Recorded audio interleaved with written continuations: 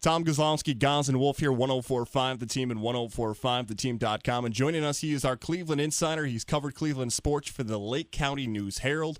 Justin Lada joins us here on 104.5 The Team. And Justin, the Yankees start a series with Cleveland on Thursday. Why have the Indians become the hottest team in baseball? Pitching, and more pitching. I mean, that's the thing they've been relying on the last couple of years, and a lot of teams were calling, trying to get some of those guys off the rotation. Carlos Carrasco, Danny Salazar. They were calling them all off season to try to get one of them away, and the Indians wouldn't give any of them away, and rightly so. That's what propelled them to that 14-game winning streak. 14 games in a row, win after win after win. What was the city like during this incredible winning streak? You know, it started after the Cavs came back from that 3-1 deficit. I think it was right after the Cavs won Game 6. The Indians swept Chicago at home. They swept Tampa Bay at home. They actually finished the month of June undefeated at home. Then went on the road. They took it to Atlanta, who's obviously not a good team. Then they went to Toronto and took the first two. And then, oddly enough, lost Game 3 and 4 to Toronto. Just like the Cavs, that's what everyone was looking at there. And that streak was, the Indians swept Detroit, so did the Cavs. The Indians swept Atlanta, so did the Cavs. The Indians took 2 of 4 from Toronto, and the Cavs took 2 of 4 until they finished it off. But, the whole city was just riding in complete high from parade, and then it extended into last night, even though the winning streak, came to a close, over the weekend. The place, Progressive Field was sold out last night for the first time. It was a non-home game, non-playoff game, the first time in quite a few years that I can remember. I've been calling it the LeBron effect. Maybe I'm an idiot, but I think that the whole city, including the Indians, must have been lifted up by that championship. Had to be. Yeah, it's a definitely a different attitude. It's so funny. You sit there and think, okay, well, does sports really change my life? Does a championship really change my life? I don't have any extra millions of dollars. It didn't get me a new car. It didn't get me a new job. But it's a definitely different attitude in Cleveland, even though it doesn't really affect your personal life. It definitely gives you a different attitude. Justin, are we looking at this year's Cleveland Indians as the Kansas City Royals 2.0? Great pitching, but just a lack of offense right now? I wouldn't say lack of offense. They're just very different offenses. The Royals, their starting pitching last year was pretty bad. It was mediocre at best. So the Indians' bullpen's a little bit mediocre, I would say. The Royals' bullpen, obviously a little bit better. Very different offenses. I guess you can compare the two. Definitely built around pitching in that sense, but I wouldn't be surprised if they make that kind of run, to be honest. Have we seen fans cross over that maybe weren't baseball fans or Indians fans necessarily? All of a sudden, these Cavs fans, maybe just sports fans in general, said, you know what, we love this feeling of not being losers anymore. Let's embrace the Indians and cross over to it. Yeah, it's so weird. I feel like, at least in my entire sports life, the whole city has been embraced as lovable losers, or mistake we on kind the of lake. owned that 52-year championship drought. We just kind of joked about it. Now it's no longer a joke, and now you're talking, depending on what happens with Golden State and how that works out, multiple championships there, and see if it could be the Indians' year, and then maybe one of these days the Browns will finish at 500. Yeah, see, now everybody's going to be watching the Browns this year. And I know a little bit about Cleveland fans. I worked on the rock station doing mornings there for a little while, and got to host Sunday football games. And after 50-some-odd years of losing, I can't think of a fan base that deserves this more. Yeah, absolutely. For the most part, I would say most of the city is diehard, passionate about sports. The Browns have been terrible since they came back in '99, save for their playoff game that they lost in 2002, and then 2006 2007 when they went 10-6 and missed the playoffs. But you can point to almost every sport that's been here. Heck, even the Lake Erie Monsters, the Columbus Blue Jackets AHL affiliate, they won a title this year, and they're one of the best drawing teams in the AHL. They outdrew some NHL teams this year. So you put a winner on the field, or sport in general, you're going to find Cleveland fans there. It's been a really interesting year in Cleveland sports for sure. He's covered Cleveland sports for the Lake County News Herald. Justin Landa joins us here on the phone lines. Goz and Wolf, 104.5 The Team and 104.5theteam.com. And even though he's no longer part of the roster, when you think Cleveland Browns, you still think about Johnny Manziel. What do Cleveland fans think of Johnny Manziel now that he's left the roster, left the franchise?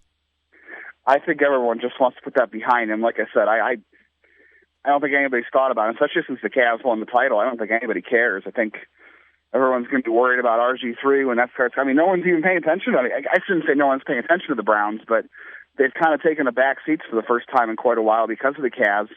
And now the Indians are kind of holding front right now, with that 6.5 game lead in the Central.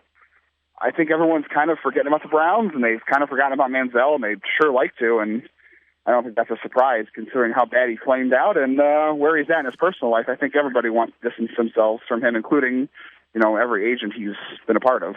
Well, yeah, I know there's a couple of groups of people that are disappointed about Manziel not being part of Cleveland anymore. Those are attorneys and liquor stores. Yeah, nightclubs and they built that new nightclub downtown last year, 2 years ago. I'm sure they missed the annual rent check, although I'm sure the cleaning staff isn't sad to see him go.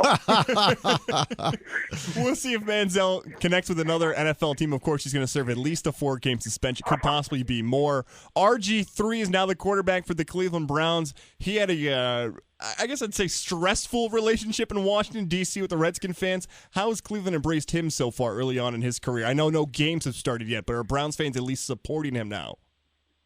Yeah, I mean, really, in all jokes aside, you could put anybody in a Cleveland Browns uniform and you can find people to support him. I mean, it's a football town first. There's no denying that. So a guy who comes with a pedigree like Robert Griffin, who, obviously lit the league on fire his first year and hasn't really done much since, and then, like you said, had a very bumpy relationship in Washington after that. Yeah, I mean, fans are definitely excited.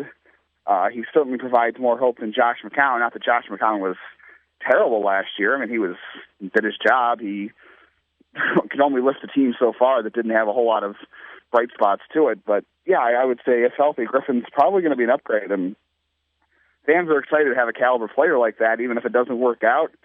You go 4-12 and you pick the top of the draft and hope that there's another Andrew Luck or another Peyton Manning or somebody at the top of the draft and they don't take Ryan Leaf.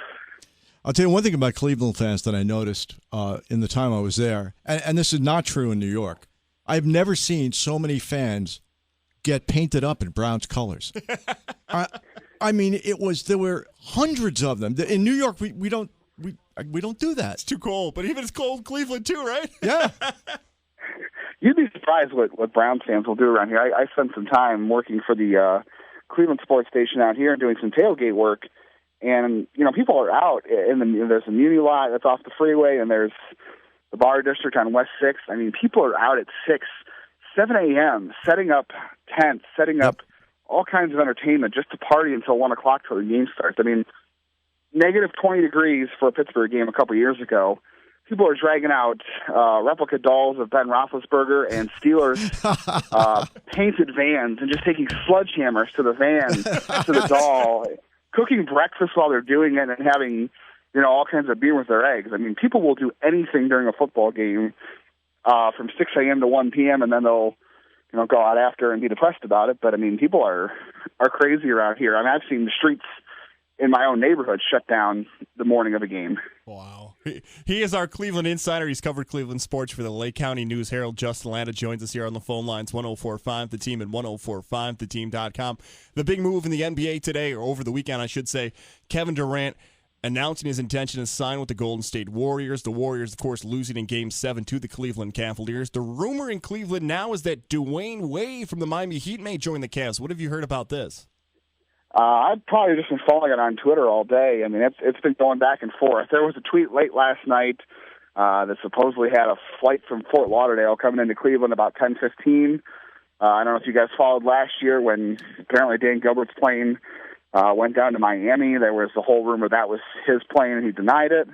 But that was when he went to go rehash things with LeBron. So now we're on plane watch, even though Wade is supposedly in Europe right now. But there's all kinds of crazy things going on. I don't know if anybody truly believes it. I think everybody wants to believe it because everybody wants them to make a sort of reactionary move to counter Kevin Durant to Golden State. But I don't know how it would work out, but Dan Gilbert's going to have to buy some bigger checks if that does happen. Yeah, and I heard that that Wade is just finishing up a house he built in Miami. There's a lot of ties down there. So I don't know. It's an interesting thought. I would love to see it because I'm a Cavs fan. I was the only person in this room, actually, that rooted for the Cavs to win, even though after 2 games, I must admit, I said the Warriors, there's no way to beat them. So, but I wrote the Cavs off after 2 games. I wrote them after 3-1. I wrote them off. Everybody in Cleveland did. And of course, Justin remembers he actually has this tweet of mine saved, Wolf, about saying that LeBron James would never, ever come back to Cleveland. How dare people even think this? And once in a while, Justin will just send me that text just to remind me how wrong I was. You told me not to get my hopes up. Cleveland shouldn't get our hopes up. Well, now we know how seriously to take Gaz. Sorry, just kind of ruined your reputation there, man. Yeah, I'm going to let you go before we tell any other stories about me. He has covered Cleveland sports for the Lake County News Herald, Justin Lada. Justin, thank you so much for the time, man. Appreciate it. Thanks, Justin. Hope I didn't wear out my welcome. Thanks, guys. No, not at all.